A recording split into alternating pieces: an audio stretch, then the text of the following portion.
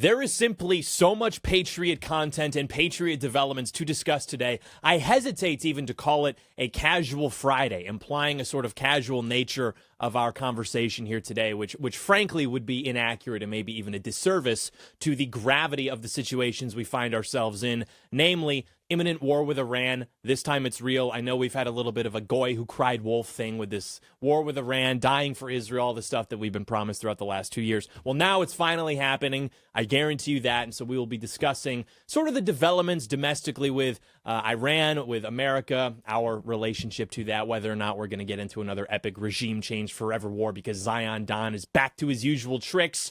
So we'll be discussing that. We'll also be discussing Indian people. Need I say more? And we will be discussing the A's to your Q's as we have our weekly Q&A segment. And so it's going to be incredibly important. I implore you to stay tuned starting right now. Stay tuned.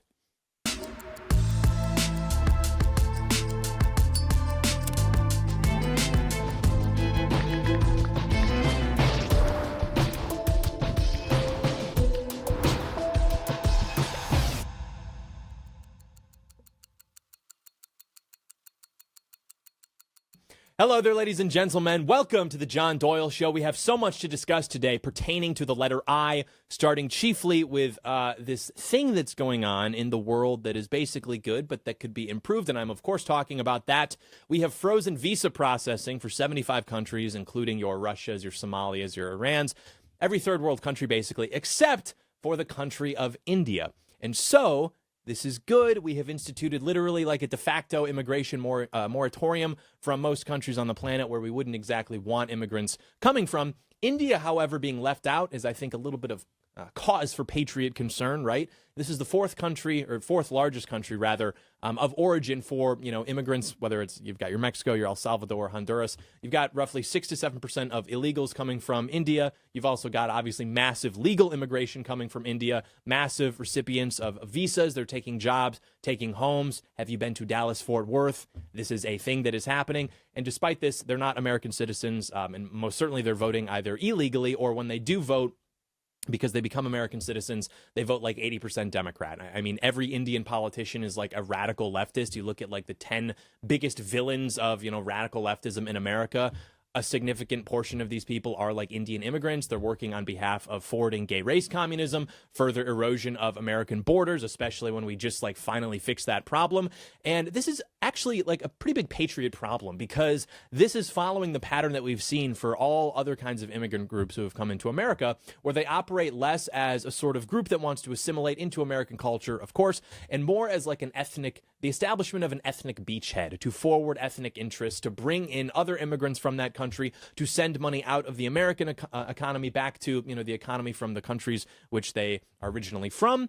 And that is how you know that these people are essentially unwilling to assimilate to American culture, because they choose to express themselves politically by aligning with the Revolutionary Party. Right? If you have immigrants coming over from, say, England, and I understand that, they've got their own issues going on, but it's just to say, if you had immigrants coming over who, generally speaking, did actually want to assimilate into American culture, at the very least were not hostile to it, they would probably tend to align themselves with the party that is seeking, nominally at least, to conserve however the country exists, whatever the country's history, culture, political processes, etc. They would tend to align themselves more with that party rather than the party which is the Revolutionary Party, right? The party which is quite open about their intent to actually deracinate American people, dispossess them, displace them, replace them with people who, in this case, coincidentally happen to be also from South Asia, Latin America, where have you.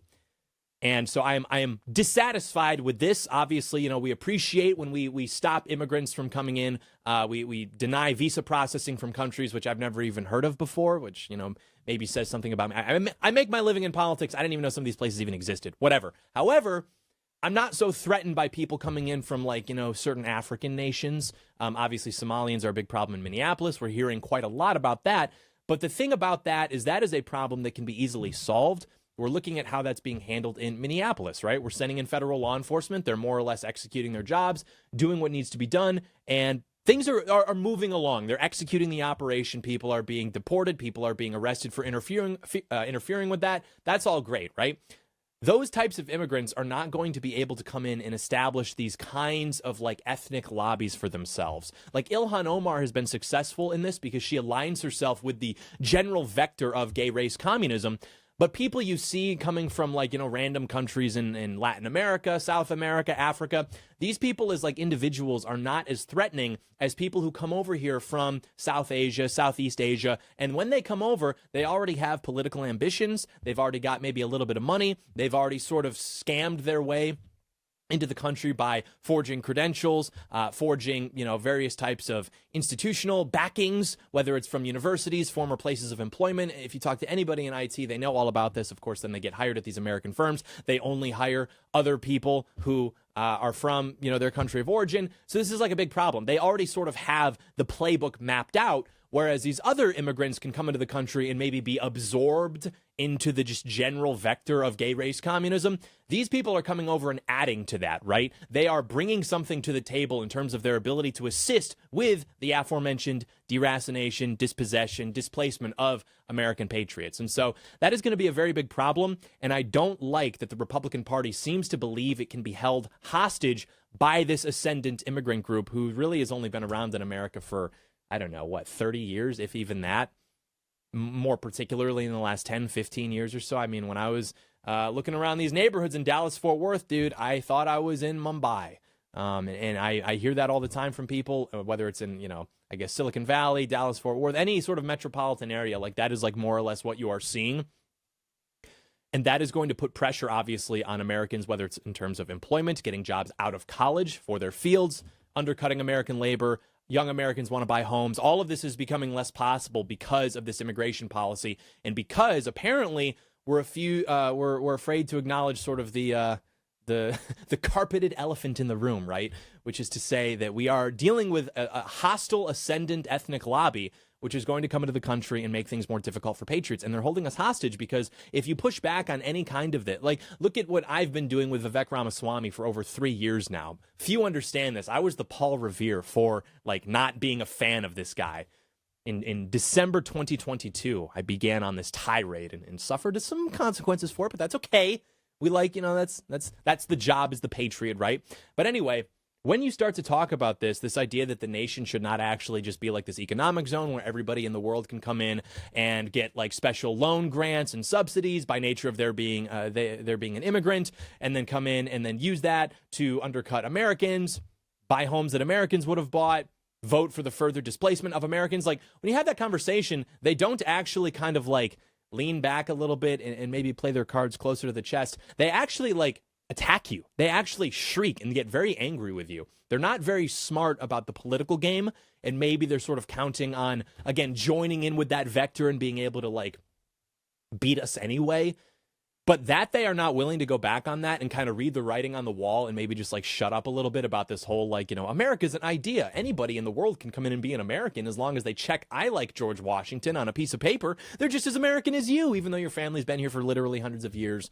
They believed that the purpose of everything they were doing was to glorify God and to provide a Christian civilization to their children specifically, their posterity, not exactly a civilization where anybody can come in and practice whatever religion or whatever demon they want to worship, and then also like bring in all their cousins and everything too at the same time. That was not exactly the project for which they shed their blood and which they died. And so I'm quite offended by any suggestion to the opposite.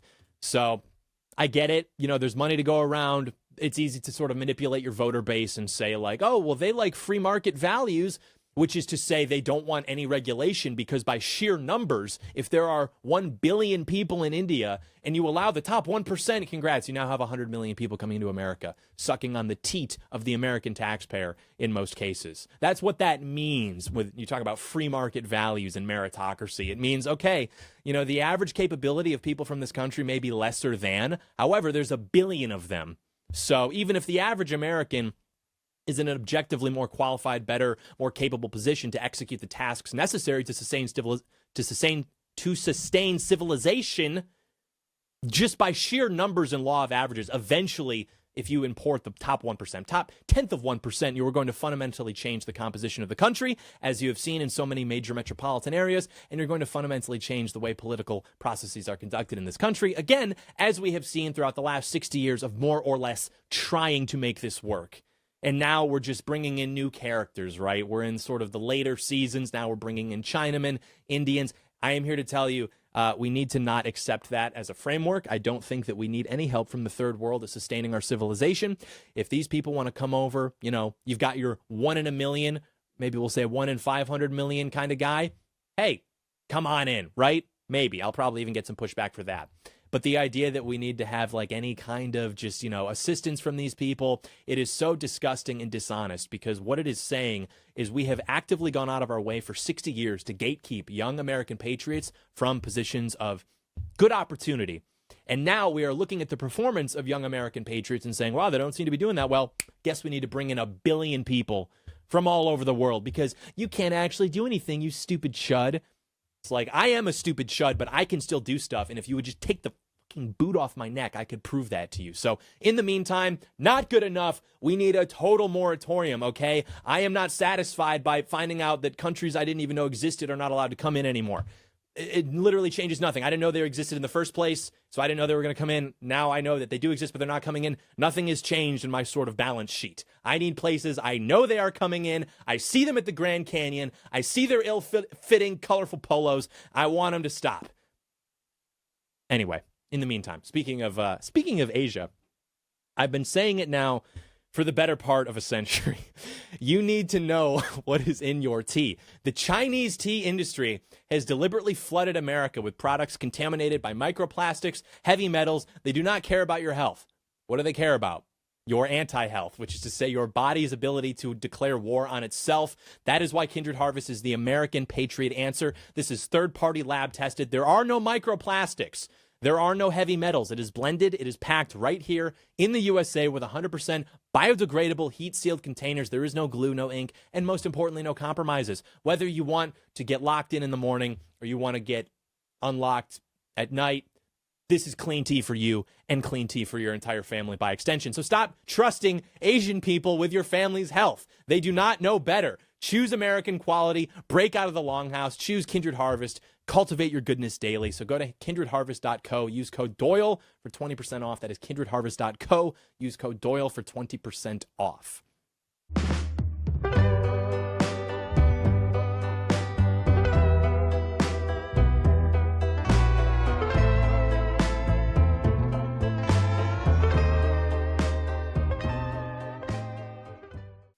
All right, we are back on the John Doyle Show, and I got to tell you, I do have a little bit of bad Patriot news for you, which is that we are going to war with Iran yet again. That's right, the first time was not enough. You know, a lot of people thought the 12-day war, which took place last June, that was going to be the last time they were going to have to die for Israel. But unfortunately, it looks like Zion Don is back to his old tricks, right? We're going back. It's time to die yet again for Israel after just having died for Venezuela, which is, I feel like, Mr. Incredible. I just died for some foreign nation. Can we keep it together for like 10 minutes? Apparently not. Apparently not. So line up. We've heard these declarations forever. That's why I think, what did I call it? The goy who cried wolf, dude. These people, they just get in front of the microphone and just say the stupidest things that anyone has ever said, ever. And then they are never held accountable for being completely wrong, for like lying or whatever. And then eventually, you know, one of these predictions is right out of 10,000. And then their stupid fans are like, dude, this guy's like sort of this like priest wizard class. He's like really smart. No, he is the goy who cried wolf. But in the meantime, as we go into our subsequent death for Israel, things are heating up in Iran. Anti-government protests, you know, they broke out, I think, at the end of last year. And since then, we've seen the Islamic Republic resort to what, you know, we might say are brutal measures to quell the unrest. And it's hard to know exactly how many people have been killed. I've seen estimates ranging from 3,000 to 20,000, not to mention nearly 20,000 who have just been like arrested. And some believe the mullah regime is on the verge of collapse. Others, myself included, are maybe a little bit more skeptical, but we will get into all of that. First, we have to wind the clocks back, of course, and talk a little bit about what even is Iran. Iran has been the site of civilization for thousands of years, and since then, you know, in that time, it's been conquered and governed by various empires. Everybody up to, the Mongols, everybody sort of had a stake in this at some point or another. And at the beginning of the 20th century, it was ruled by the Kahar dynasty, which had been in power since 1789. And then in 1921, there was a Persian coup d'etat, however, which saw the fall of that dynasty, the rise of the Pahlavi dynasty. And the founder of that dynasty ruled with something of an iron fist. He kind of had this nationalist, secularist, anti-communist regime, which honestly doesn't sound like the worst thing in the world, but this guy abdicated after the Allied invasion of Iran in 1931 and went into exile. And his son then assumed power, but then in 1946, the Allies withdrew from the country. And given, however, the vast oil reserves of Iran, the West obviously wanted to remain interested in their sort of affairs, which is why Prime Minister Mohammad Mossadegh made a decision to nationalize the oil industry, to, of course, keep it nationalized, as indicated by the nationalizing of the industry, which at the time was owned by Great Britain, and this really didn't go over so well, and that led to the MI6 CIA op to overthrow Mossadegh in 1953, who then spent the rest of his life under arrest. His foreign minister was not so lucky. That guy just got straight up executed, and this coup resulted in this retired Iranian army general who actually aided in the coup becoming the new prime minister, and the Shah supported all of this. So while we're at it, actually, it is funny. The left, I don't know if you've ever even heard this guy before. The left is obsessed with the overthrow of this Mossadegh character. It's one of their favorite things to talk about because it's proof, of course, that the CIA is this rogue, Nazi agency that wants to overthrow freaking wholesome Chungus, kumbaya, epic democratic socialism. They overthrew this democratically elected leader. This Mossadegh guy just wanted wholesome Chungus, freaking epic socialism. Okay, well, guess what? Without Westerners, which is to say Europeans, there would not have even been an Iranian oil industry for Mossadegh to nationalize. Because in 1901, a British businessman named William Knox Darcy paid for the right to prospect for oil in what at the time was called Persia. So he hired a British geologist to do the prospecting, and between smallpox and bandits and warlords, limited water supply, it was sort of a dangerous work, right? But eventually they discovered, and on April 14th, 1909, the Anglo-Persian Oil Company was founded. Yes, you can probably already conclude that the infrastructure was subsequently built to extract and refine oil. All of that was the result of British engineers, British geologists, managers, planners, the whole 9 yards, right? So we don't want to beat around the bush. It is to say, without white Christian men, Iran would not even have had an oil industry for us to then, go in and do a little playful exploitation of, right? A little playful taking, repossessing, finessing, if you will. We found it, we extracted it, but then this guy Mossadegh comes along and says, well, yeah, actually, all of that is ours now. It's okay, how does that make sense? According to who? That's why I actually think Operation Ajax, which is the CIA op that overthrew Mossadegh, was based and red-pilled and justified, and leftists can cry about it all they want. Yeah, too bad. Bye. You lost. We build up your country's oil industry. You don't get to appropriate that from us. Same thing with Venezuela. You see, it all comes full circle. If we give you infrastructure, we give you a form of wealth creation that you simply could have never figured out without us, then sorry, yeah, we're going to make a little bit of money off it in the process. God forbid a white boy gets a little motion, right? As we say. So after this guy was deposed, the Shah strengthened his position and implemented a number of reforms designed to modernize Iran, which collectively were known as the White Revolution. Think of those in kind of I guess you'd say Iran before the Islamic Revolution. You've probably seen, a million times by now. That is what we're talking about. But for various reasons, the Shah's popularity plummeted, which led to, mass social unrest. You had then various opposition groups uniting around, Ayatollah guy or Ruhollah Khanami, sure, who had been living in exile since the 1960s. And he represented not only the clerisy, which objected to the Shah's emphasis on secularism and modernization, but also the average Iranian who is unhappy, generally with the Shah's rule. So the Shah ends up fleeing the country, and then in March of 1979, following a referendum, the country formally became an Islamic republic. As is often the case in revolutions, this transition was extremely violent. Thousands of officials from the Shah's regime, be them judges, military officers, bureaucrats, and so on, they were just executed. And the Islamic Republic also proceeded, of course, in the cycle of these things to suppress political rivals, including the left-wing MEK, which is kind of funny because they themselves supported the Islamic Revolution. I don't know why a bunch of secular communists thought that there was going to be a place for them in a society governed by Sharia law, but hey, I'm not that guy, right? I'm not going to tone police anybody cracking down on communists. The editorial position of this program is to heck off commies. However you arrive there, I guess, is more or less fine by me. You're not even in my country. Who cares? I wasn't even alive for this. Literally, who cares? Who am I to judge Ruhollah Khanami for telling them to heck off, right? Let he who is, whatever. Okay, so then these communists, these Shah sympathizers, they were not the only ones that the Islamic Republic were targeting early on. You also had Iranian students rushing to the U.S. Embassy in Tehran.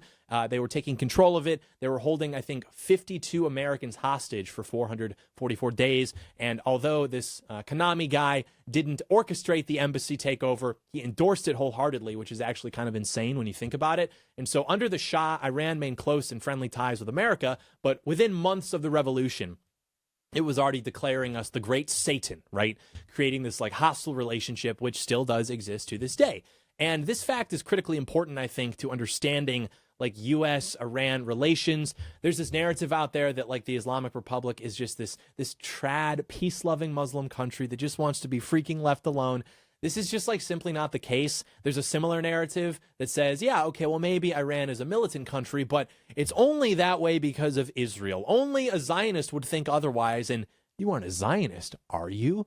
You've read those books that are available at Barnes & Noble, haven't you? Like, yes, okay. Again, there are plenty of valid critiques of the state of Israel. Don't get me wrong. We have spent literally hours talking about this, even though people pretend that I haven't because they are watching telenovela or something, whatever. This is not, however, the case either in terms of viewing Iran. You got to look at it this way. When a new government comes into being and one of its first major acts is like taking over an embassy and subjecting our diplomatic staff to over a year of imprisonment, over a year of abuse, like, yeah, we're probably going to have some problems there. We're probably going to need at least an apology. But to this day, Iran still chants death to America. They consider us the great Satan. So I would not hold your breath exactly waiting for them to apologize.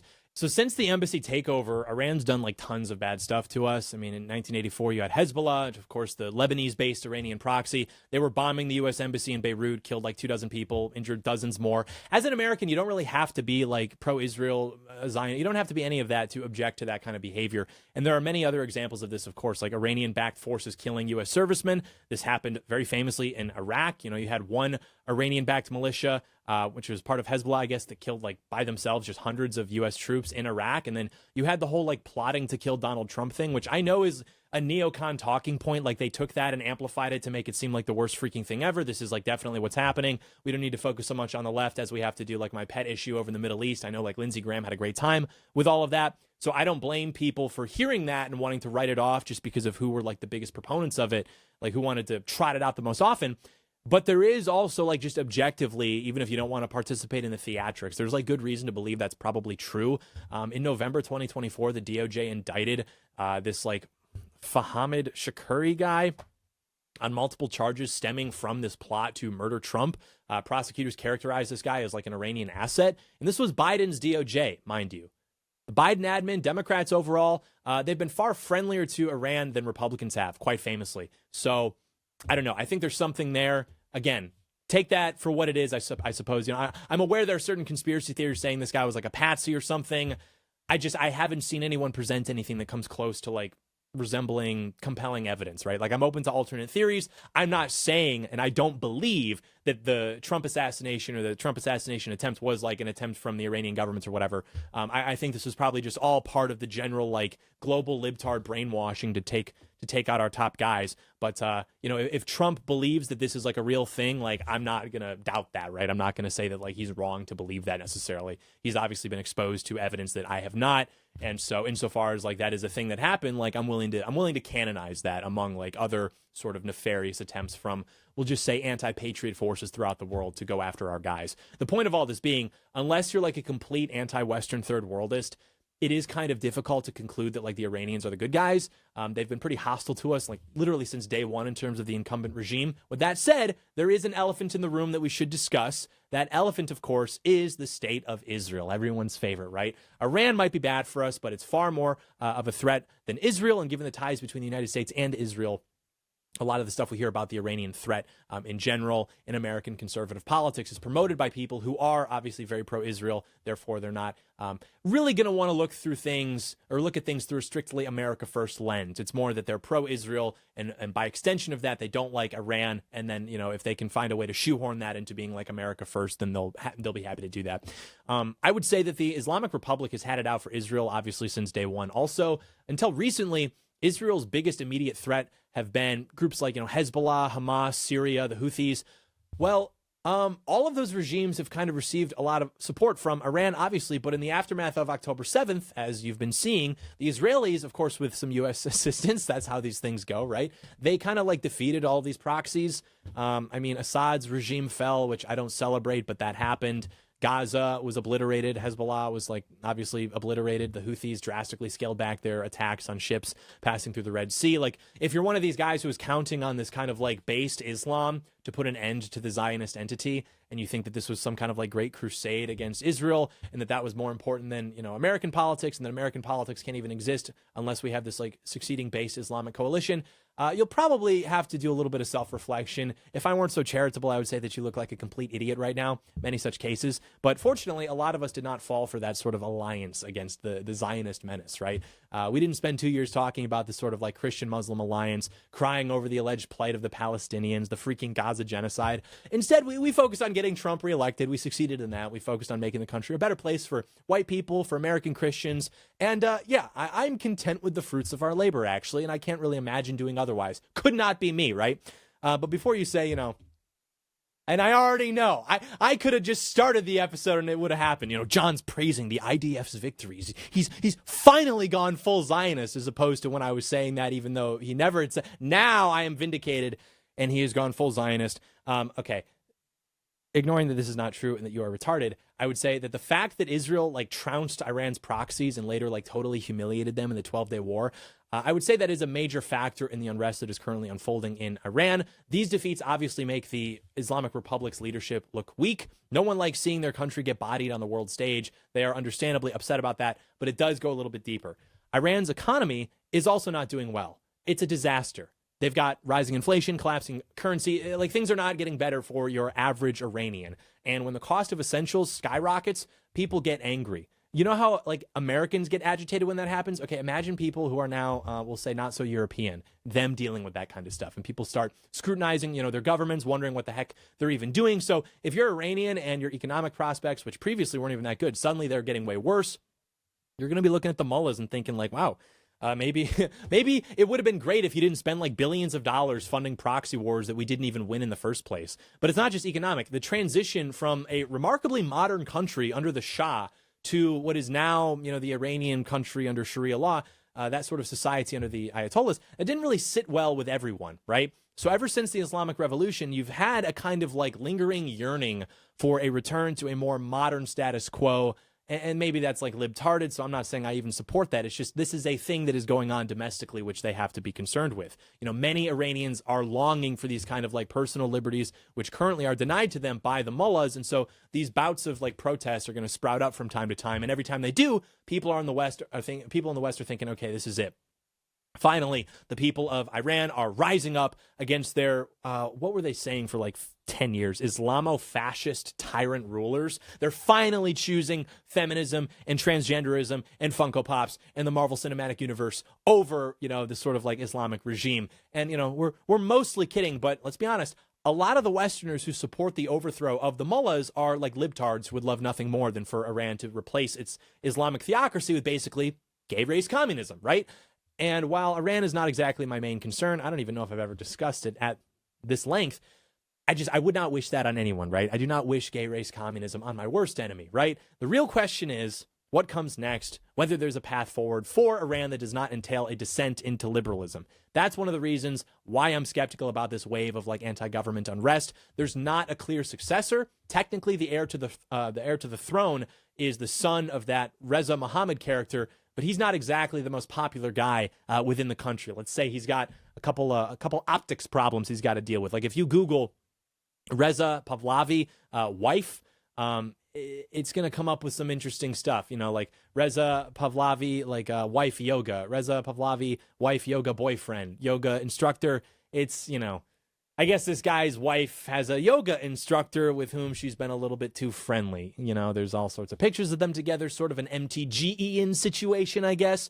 People think his wife is just banging some like Chad European guy. It's not exactly the most noble state of affairs. Not exactly something that that they're going to be too thrilled about, want to subject themselves to the rule of. But regardless, those who do support this guy's claim to the throne tend to be among the Iranian diaspora, not the Iranians who, you know, actually live in Iran. And the same is true for the MEK. like the secular commies who participated in the Islamic Revolution only to be purged shortly afterward, they lack a wide base of support. Most of their supporters are also in the Iranian diaspora. So the fact that there's no clear replacement for the Ayatollahs is obviously going to be an obstacle to regime change. And it's one of, like, I don't know, maybe a million reasons why Americans need to be wary of any involvement in that chaos, right? I know that you heard what I said earlier. You thought I was going to go full war with Iran. I didn't. I don't want anything to do with it. I'm just saying, analyzing it as like an anthropologist, like with my, my camel color hat and my binoculars and everything. Like, this is just how I see the situation sort of unfolding. And you see, when some people on the right caution against military action in Iran, they sound like they're sympathetic to the Ayatollahs. We touched on this earlier. The people who are like, oh, Iran is innocent, they're blameless, they're based in red pill, they're trad. If literally anything is wrong in the Middle East, it's going to be the fault of the United States because we are puppeteered by Israel. Unfortunately, that is just not the case. Israel even recently was saying they want to be done with U.S. foreign aid. Netanyahu, Lindsey Graham, they were like, I don't want any more money from the United States because I don't want any sort of like any bearing where it's like they control our military operations because they're giving us money. I don't want that. We want to just do our own thing. And Trump was the one who was like, no, we're going to keep you on the leash of $4 billion a year or whatever so that Arab people get really mad. I just thought that was personally a little bit keck, just a little keck. But I don't know. I don't see how it's America first to just assume like the worst of your own country and assume the best of like an extreme Islamic theocracy in literally every conceivable scenario. Maybe sometimes we're wrong, sometimes they're right. I can see that's possible. But in literally every conceivable scenario, I don't know if I'd buy that. So as Americans, we obviously just need to do this thing where we put our interests first, not Iran's, not Israel's, ours, America first. That's what Trump says, right?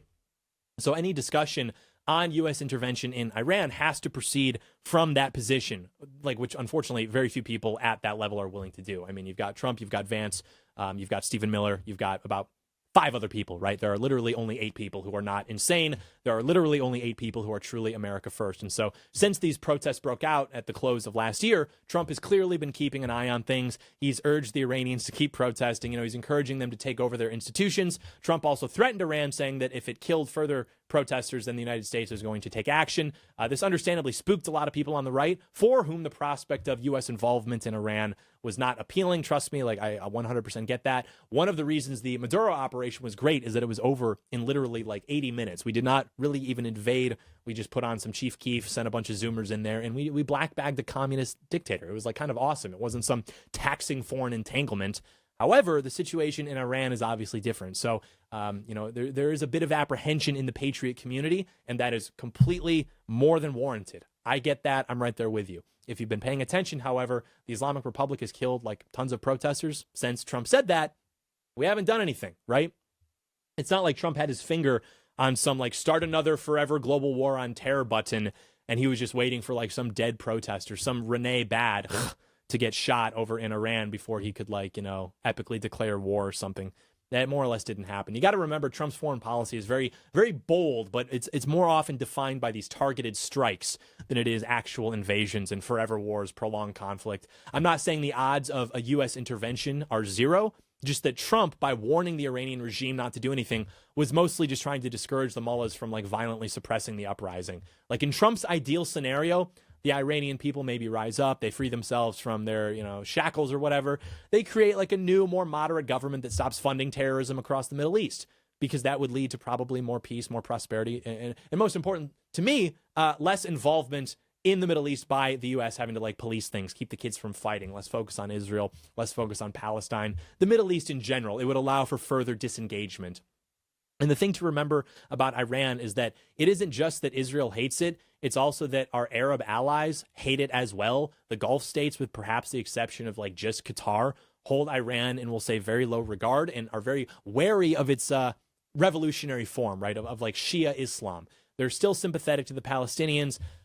Like, I guess I would be maybe if I were in their position too, but they're far more willing to play ball with the United States and Israel, which means they aren't obstacles to peace in the region the way Iran is an obstacle. And it's worth noting that Trump announced on Wednesday that the Iranian government appeared to have stopped killing protesters. So again, if you thought Trump was just going to like recklessly throw us into some regime change war over a few dead protesters, people that aren't even Americans, you're just not correct. That doesn't mean it's guaranteed, however, that we get to stay out of whatever is developing. This is the problem with like trying to determine the likelihood of U.S. intervention, right? Many conservative analysts are basically just wish casting. They're saying, oh man, this is it. I'm the goy who cried wolf. This is Trump's going in. And that's largely because they want that to be true. They want to meme it into reality. But I just don't think that's going to happen. Whether because, Trump isn't in that position, whether because they don't actually possess the meme magic, I don't think that's going to be it. And also the fact, like we said, that there's not a clear opposition faction to replace the mullahs. It's tough to hurdle regime change without, a subsequent regime, right, in Iran. It would be a huge mistake to topple this regime without a plan for what would happen afterward. We've already talked about why, Pahlavi and the MEK aren't serious solutions. Some have proposed that in the event of the collapse of the Islamic Republic, a new regime would just form from different factions of the old one that are maybe less hostile to the West. That's a possibility. It would maybe be preferable to the Ayatollahs, but again, there's quite a bit of uncertainty, and that uncertainty is why I'm wary about U.S. involvement in Iran. There's just not a clear plan for what happens next. If Iran finds itself consumed by violent factionalism, there could actually be a refugee crisis, which we obviously don't want, and we obviously wouldn't even probably have to deal with just because the border's completely closed. But again, we just don't even want to take that risk. We are fighting our own problems. This is not a concern to us. And some recognizing this has proposed that we just wait it out, wait out the Ayatollah, who's really old, and see if his successors may be more moderate. Potential successors include these various Hassans. There's 5 of them, and they're said to be less hostile to the West. But the counter argument to that is okay, the Assembly of Experts, which plays a role in the succession, is still going to be controlled by hardliners. And so, how would those guys even get through? Moreover, the Islamic Revolutionary Guard Corps is still, pretty extreme also, and that's not going anywhere anytime soon. So those waiting for Iran to kind of moderate its own position, they might be waiting for a little while. It seems like the opportunity to strike might have passed, however. The protests appear to be growing smaller. This sort of bout of unrest was admittedly much larger than the one of 2018, but there's still a precedent of these kind of Iranian uprisings that have led to nothing. Truly, nothing ever happens. We're going all in. And while I certainly wouldn't be sad to see the Islamic Republic replaced with something maybe more, less hostile to American interests, I just think it's probably best that we don't exactly jump the gun and get ourselves involved. We have far too many things going on in America right now, which are literally infinitely more important than whatever is happening in Iran. And that's not to say that foreign policy isn't important, or that it's mutually exclusive with domestic policy. Still, a presidential administration only has a limited amount of bandwidth, political capital, as they say, right? And big foreign policy adventures tend to suck up quite a bit of that bandwidth. And Trump's first term saw, a lot of significant domestic wins, but between the 12-day war and then Ukraine, a lot of Trump's energy is going to be consumed by foreign policy. And then as his second term drags on, we just want to shift the focus more toward the domestic issues. Things like immigration enforcement, crushing the left. These things are absolutely happening as we speak. I'm just saying they have to maintain their spot as being the main focus, because at the end of the day, America isn't currently at risk of being destroyed by a foreign country. As we saw with that military operation in Venezuela, we're still the top dog. Everybody knows that we can send those signals to China. Nobody cares. Certainly not Iran, right? We're pretty safe. I don't think we're at risk, but certainly if someone was going to destroy America, it's not going to be Iran.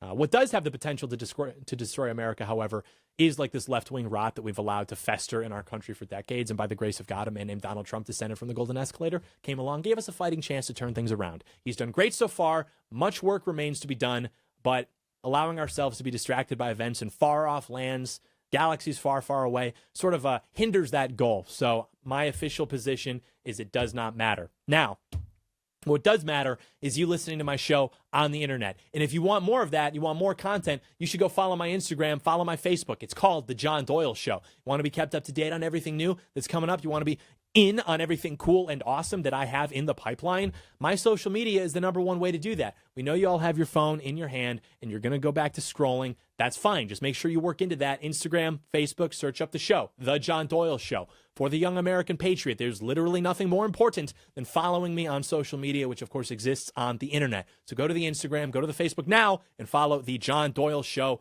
We will be right back with your Q's, and I will provide the A's. We will meet in the middle. BRB.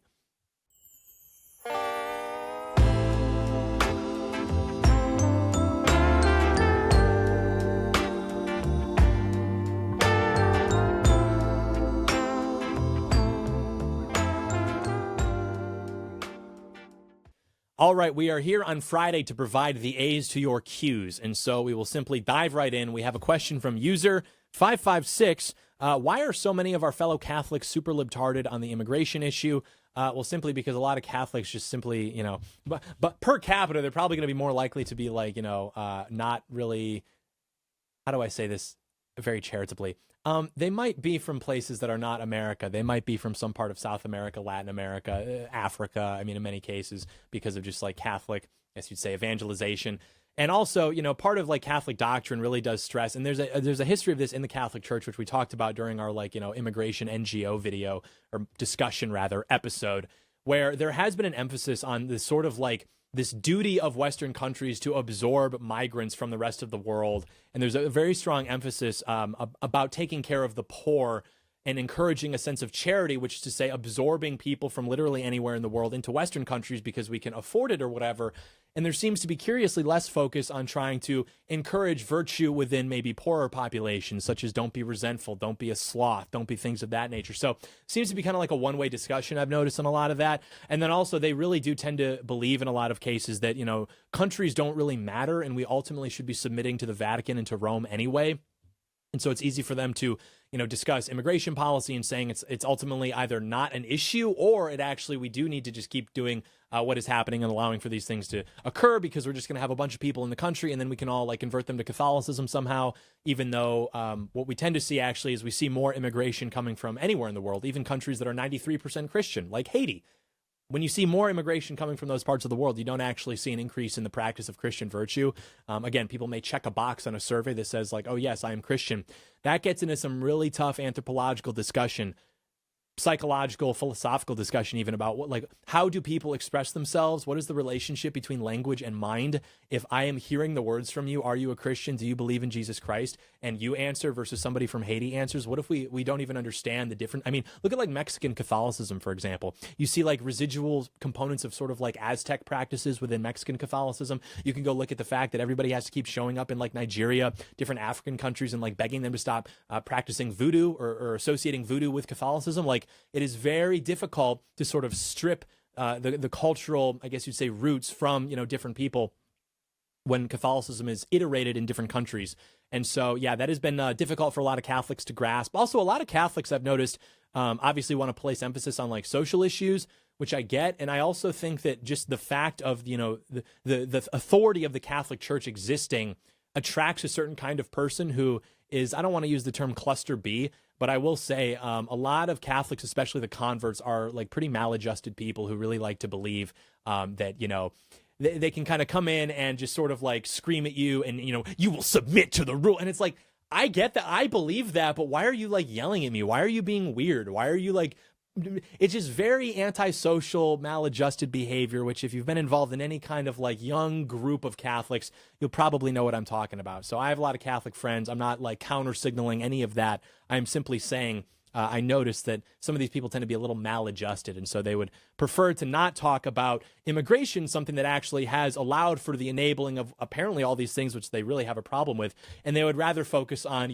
basically just like this kind of like sadism against people who they perceive to be responsible for the downfall of society, which is to say like, feminists, etc., people practicing sinful behaviors, which in my opinion, I don't think that's productive. Like, I fully believe in God's justice. I believe in making it illegal to do like the things that these people do and want to celebrate or what have you. But I notice also there's a strong like desire online to just really just like, you will pay. And it's like, okay, dude, like just maybe let's tone it down a little bit. I don't know. Okay. User Garrett says thoughts on James Fishback versus Byron Donalds for Florida governor. I have seen some clips from this Fishback character. I haven't really formed an opinion. I guess he seems to be running a very online campaign where, he's enjoying like engagement on social media for saying like based and red-pilled things, but I just don't think he's going to get across the finish line. If I'm wrong, I'm wrong, but it seems like Donald is pretty much going to take the W there, which I frankly haven't even been following like his sort of platform. I think he got the Trump endorsement, which, sometimes that works out, sometimes not so much, but I guess it remains to be seen. So I should look into that a little bit more. I guess that is something that will matter, the successor to Ron DeSantis, who I guess is not going to be his wife, Casey, which, feel bad for her. I guess she really wanted that. User Anna Marie says, what is your favorite video you made during the HOC era? Oh, man. Winding the clocks back. What is my favorite video that I made?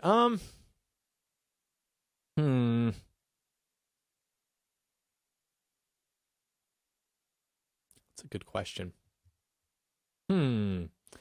Let us take lots of time with this answer. What I enjoy, that's a tough question. What is my favorite? That could mean what I'm the most proud of, what I literally enjoyed making the most. Oh, dude, you know what? No. I'm just going to list off a few that I really just enjoyed and I'm proud of.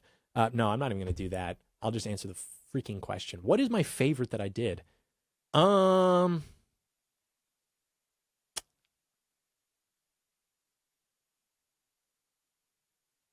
I don't know, man. You know, I had a lot of fun with the MLK one. I like the Russia-Ukraine one. I like the anti-porn one.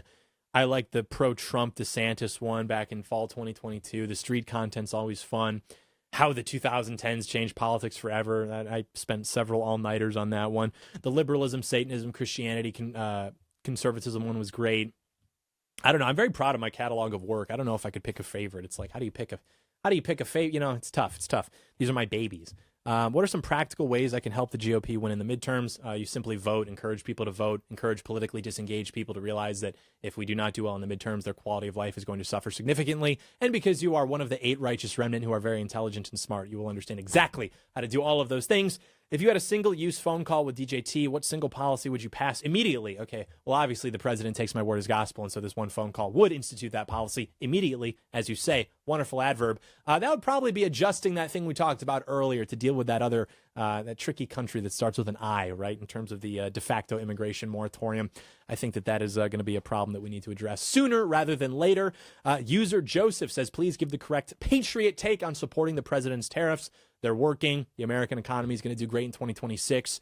Obviously, it started off and disrupted the sort of economic order of things, which we said was going to happen. Everybody knew that. It's just a matter of wading through it. So those gains are being recovered. They're going to be further recovered. And then even we're going to see tremendous growth in the American economy. What I will say is that the administration made a mistake by kind of rubbing it in everybody's faces. I think that it was focused a little bit too much on disruption rather than kind of, we'll say, stability, right? Like, obviously, that was a disruptive aspect of the Trump economic plan. It needed to happen. We're writing the course. However, that so many people were concerned about it was not something to just like dismiss and make fun of for social media clout. Like, it was funny. I laughed at that kind of stuff. However, politically speaking, you know, we need to see the Trump regime not as some fluke, not as some middle finger to Washington, but as like a legitimate regime that the American people have elected to govern them. And, you know, when you've got stuff going on that is obviously very upsetting to like the libtards in the country, you want to be able to navigate the PR of that in a way that's not just like, me. Like, a little bit of that is fine and it's fun and it's even good. But, you know, doing that with like tariffs, people's like bread and butter, you know, the food on their table, you probably want to be a little bit more diplomatic and personable with stuff like that. But yeah, other than that, I mean, it seems to be going well.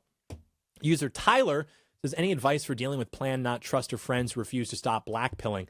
Yeah, dude, just like lower their face onto a belt sander. I mean, these people are basically they're unsalvageable. They are untenable. We can't do anything with these people. If in the big 2-6, they are still blackpilling, I would literally encourage them to abdicate their journey in alternative media, because some people can't handle freedom, right? Some people need structure. They need order. The thing about alternative media is you get a little bit of everything, and you have to trust yourself to be able to navigate this labyrinth responsibly without being retarded.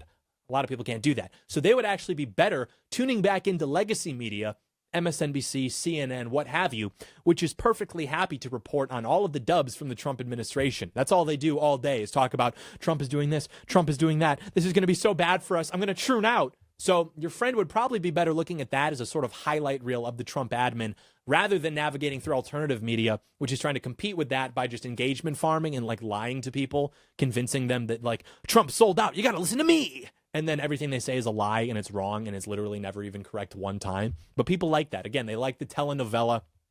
They want to believe not in success. That's boring. That requires something of them, either because they're contributing to that success or because now, hey, the world is yours. What are you going to do? They would rather believe that their position in life is not the fault of themselves, that everyone has betrayed them, whether it's Zion Don or J.D. Vance, and everybody, like, that is a certain type of person. They want to believe in that. They want to like just black pill and just be, you know, bitter. And I'm not that guy. I'm half full. And I'm even more than half full, because actually the product of my plan trusting has been very good. Literally everything that's happened in the last year, had that been the entire success of the second Trump admin, I would have been here in 2029 talking about look, it's net positive, okay? That was pretty good, right? It was better than Trump won, but already it has exceeded my most optimistic expectations. And if you don't see that, I don't know what planet you're on, dude. I don't know what language you're speaking. At a certain point, I made a promise to myself. I'm going to stop being the catcher in the rye. Maybe I should. I don't know. So just ask them questions. Just ask questions. That's their thing, right? What are you talking about? When did that happen? Show me that. Like, that is what you have to do. And then they just like freak out and like run off a cliff. So be ready. Be ready to subdue them, because they will eventually freak out and short circuit and try to sprint off a cliff like in The Happening or Bird Box. And you don't want that to happen. So, be very ready to sort of contain these people. Anyway, speaking of containing people, if you are listening to this right now, chances are you are someone who is a part of the righteous remnant, a part of the 8 who are not yet insane in the big 2-6. Congratulations. It's great to know how the world works, right? I hope I get there someday. Most people, again, are trying to make you dumb and retarded and insane. They are trying to bait you to click so that you lose your mind and do not trust the plan.